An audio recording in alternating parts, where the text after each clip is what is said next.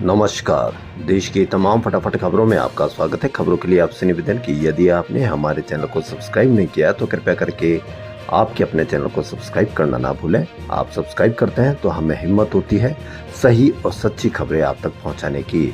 तो आज क्या है खबर? बड़ी खबर मणिपुर दौरे की। जी हां, राहुल गांधी के मणिपुर दौरे के बाद कांग्रेस ने सियासी तौर पर अपनी अगली रणनीति की तैयारी की है। सूत्रों के अनुसार कांग्रेस पार्टी लोकसभा चुनाव के बाद भी मणिपुर के मुद्दे को छोड़ने वाली नहीं है।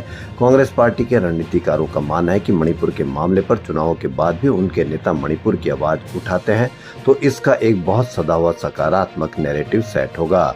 राजनीतिक जानकार भी मानते हैं कि राहुल गांधी का चुनावी के बाद भी मणिपुर जाना ये बताता है कि पार्टी कितनी सदी हुई है रणनीति के मुताबिक काम कर रही है।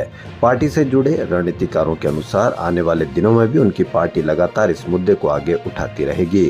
कांग्रेस पार्टी के वरिष्ठ नेता पीएल पूनिया कहते हैं कि राहुल गांधी ने चुनाव के बाद मणिपुर जाकर ये स्पष्ट संदेश दिया है कि उनकी पार्टी और उनके नेता कोई सियासत नहीं कर रहे।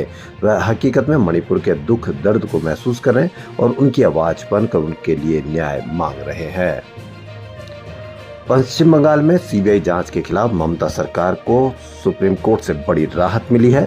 सुप्रीम कोर्ट में 1 मई को याचिका लगाई गई थी। कोर्ट ने 8 मई को फैसला सुरक्षित रख लिया था, यानी आज 10 जुलाई को कोर्ट ने याचिका को सुनवाई योग्य माना। जस्टिस बी आर गवई और जस्टिस संदीप मेहता की बेंच ने केंद्र सरकार की उस दलील को खारिज कर दिया, यह अर्जी सुनवाई योग्य नहीं है।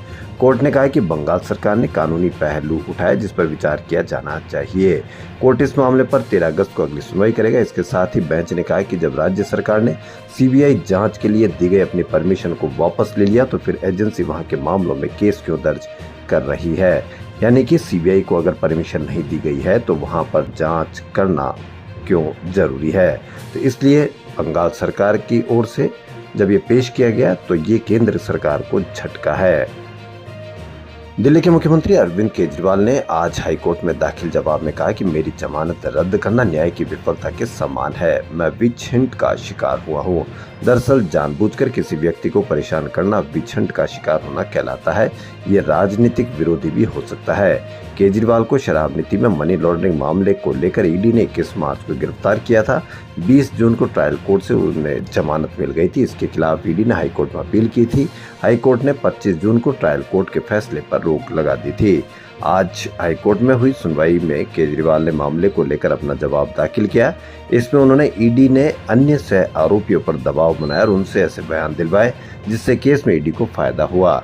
ट्रायल कोर्ट का जमानत ऑर्डर न केवल तर्कपूर्ण था बल्कि यह दर्शाता है कि दोनों पक्षों की दलीलों पर विवेक के आधार पर फैसला सुनाया गया था। तारीख 2 जुलाई 2024 जगह लोकसभा। प्रधानमंत्री नरेंद्र मोदी लोकसभा में राष्ट्रपति के अभिभाषण पर धन्यवाद प्रस्ताव का जवाब दे रहे थे। इस दौरान उन्होंने नेता प्रतिपक्ष राहुल गांधी पर निशाना साधते उन्हें बालक बुद्धि बता दिया।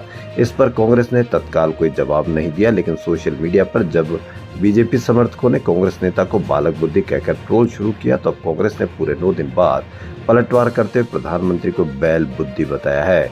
बता दें कि संसद सत्र के दौरान नेता प्रतिपक्ष राहुल गांधी नीट, बेरोजगारी, अग्निवीर जैसे मुद्दों पर मोदी सरकार को घेर रहे थे। अब सोशल मीडिया पर जब बीजेपी समर्थकों ने कांग्रेस नेता को बालक बुद्धि कहकर ट्रोल करना शुरू किया तो अब कांग्रेस ने पूरे 9 दिन बाद पलटवार किया। प्रधानमंत्री मोदी के बालक बुद्धि वाले बयान पर अब कांग्रेस ने पलटवार किया और बुधवार को सोशल मीडिया प्लेटफॉर्म एक्स पर पार्टी की तरफ से एक पोस्ट की गई। इस पोस्ट में प्रधानमंत्री के बयान को शेयर करते हुए कांग्रेस ने सिर्फ बैल बुद्धि लिखा। हालांकि इस पोस्ट में कहीं भी प्रधानमंत्री का नाम शामिल नहीं है, लेकिन पोस्ट को देखकर साफ साफ लग रहा है कि इनका इशारा किसके लिए है। वर्ली हिट एंड रन मामले में क्राइम ब्रांच को एक बहुत बड़ी लीड मिली। दरअसल हादसे के दिन आरोपी मिहिर शाह ने रविवार को सुबह अपनी गर्लफ्रेंड से 40 बार बात की। इस मामले में क्राइम ब्रांच मिहिर शाह की गर्लफ्रेंड को भी डिटेन कर सकता है।